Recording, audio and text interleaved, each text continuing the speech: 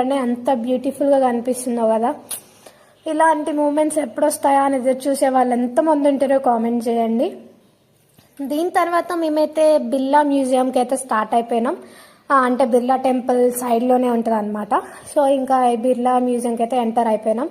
అంటే లైక్ ఈ వీడియో ఎవరికి బాగా పనికొస్తుంది అంటే బడ్జెట్ ఫ్రెండ్లీలో డిఫరెంట్ ప్లేసెస్ని కవర్ చేయాలనుకున్న వాళ్ళకైతే బెస్ట్ యూస్ఫుల్ అనమాట. బికాజ్ వీటన్నిటికి మనకి ఎంట్రీ ఫీజు ఏముండదు, జస్ట్ పోయి చూసేసి రావడమే.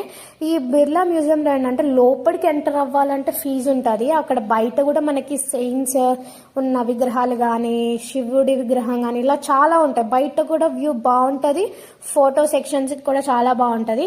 ఇఫ్ ఇన్ కేస్ లోపలికి వెళ్ళి ఆ మ్యూజియంకి వెళ్ళి అంత క్లియర్గా చూడాలనుకున్న వాళ్ళకైతే ఫీ పే చేసుకోవాలి. మేమైతే ఓన్లీ ఓవర్లుక్ అనమాట. బికాజ్ డీప్గా వెళ్ళి అంతా చేస్తే మనకి టైం సరిపోదు కాబట్టి మేము జస్ట్ ఓవర్లుక్లో అన్నీ చూసుకుంటా వెళ్తున్నాము.